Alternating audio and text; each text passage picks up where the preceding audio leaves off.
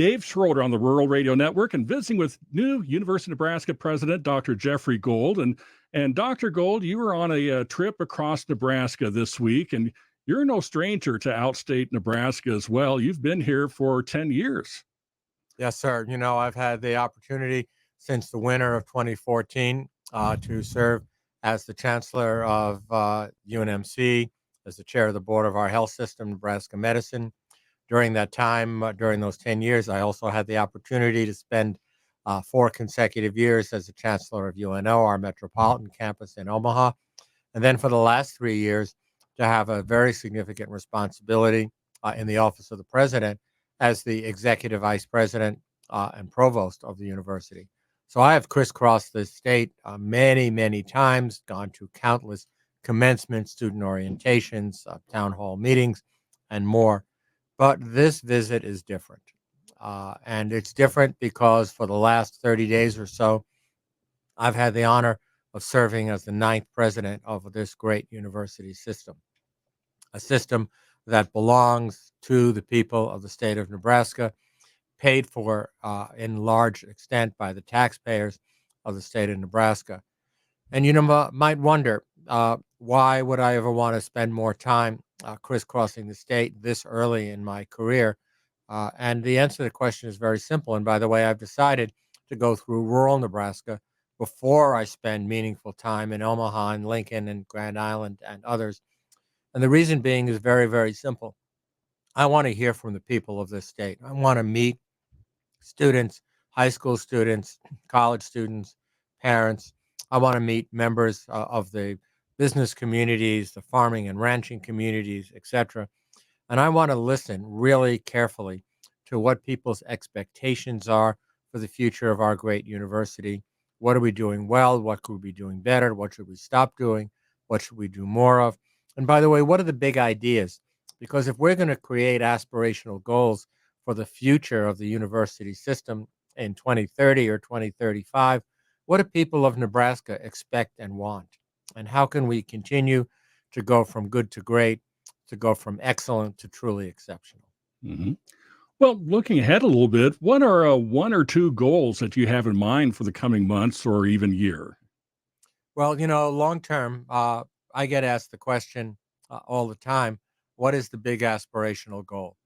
And the big aspirational goal for me, pretty simple. I want every single high school student, middle school student in the United States to have at least one night that they get up at 4 o'clock in the morning in a cold sweat and they reach out to their family members, whoever they're with, and they say, wow, if I could only go to the University of Nebraska. And that's a realistic goal because what is it going to take to do that? It means that we need to treat every student like a member of our family, one of our loved ones. It means that we need to recruit and retain the very best faculty from across the country and around the world.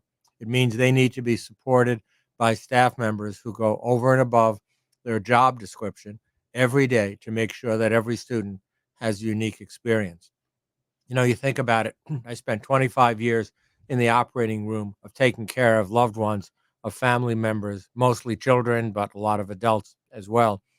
And when I would go to the operating room with somebody and fix their heart as a, recovering heart surgeon, as I refer to myself, not that you ever recover from that disease, let me tell you, but the expectation is pretty simple, that I would treat that person like a member of my family, a loved one who I would provide both care and caring for, and make the decisions and use the very best of my knowledge and technical skill to ensure the best long-term and short-term outcome possible.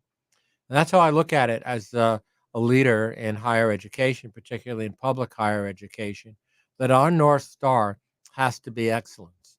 We absolutely want affordable, accessible education. But to me, what I really want to be sure is that affordable and accessible education produces the outcomes that our students and their families really want and deserve.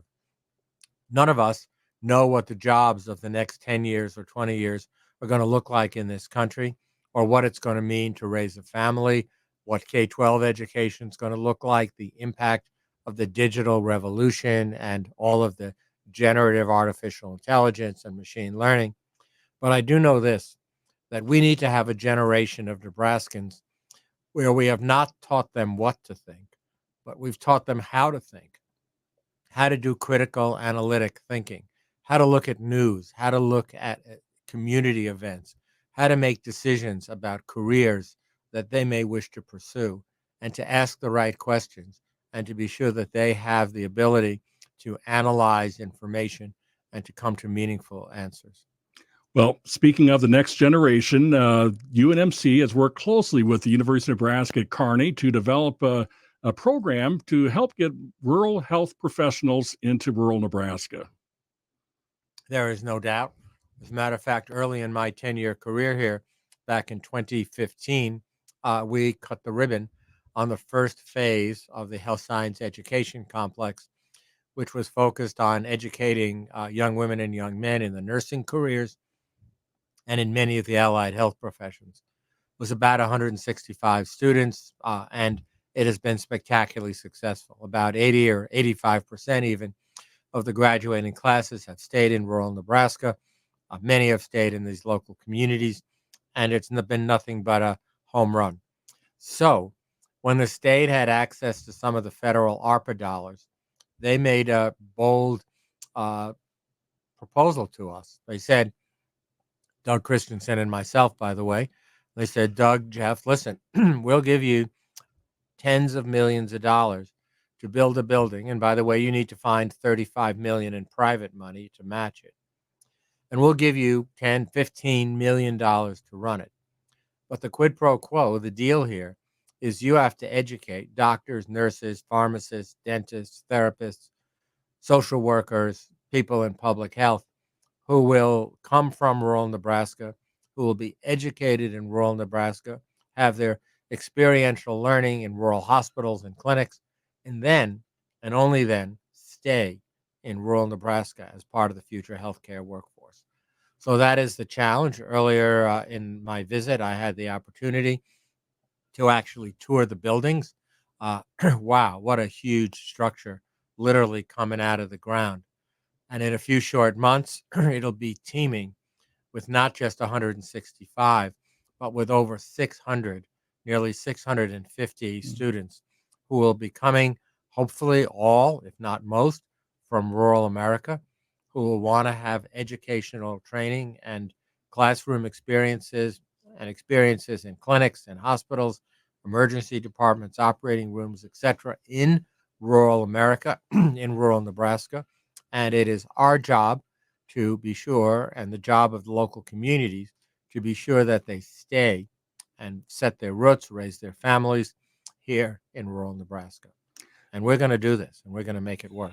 You mentioned the students' interest in this and the enrollment, and that has to be impressive that there's that much interest in rural Nebraska health professions. So, there was some concern early on going into this. If we would, quote, build it, they would come. But guess what? They are voting with their feet. The undergraduate pre-health profession enrollment at UNK is through the roof. I'm hearing the same thing from our local community colleges around the region, that students are designating themselves as career trajectories in the health professions. Some will finish in their community college with an associate degree and later come back for a bachelor's or a more advanced degree. Others will transfer directly into the UNMC facilities. But there is no question that a career in the health professions, you're talking to somebody who did it for 25 years of my life, thousands and thousands of patients who I had the honor of caring for. I mean, if I get asked this question all the time, is if I had to do it all over again, would I do it? And I'll tell you, in a heartbeat. Hmm. Well, you're on a tour across the state as the new University of Nebraska president. And Dr. Gold, anything else that you want to share with Nebraskans? Sure. Well, first of all, I want to express deep gratitude for the opportunity to serve as the president of your university. And to tell you, I do not take that responsibility lightly. We need and I need to steward the resources of the state, of the taxpayers. We need to be careful and steward the resources of those that pay tuition and fees to have their education with us.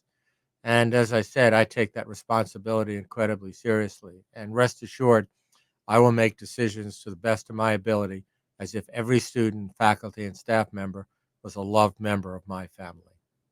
We've been visiting with University of Nebraska President Dr. Jeffrey Gold, and I'm Dave Schroeder on the Rural Radio Network.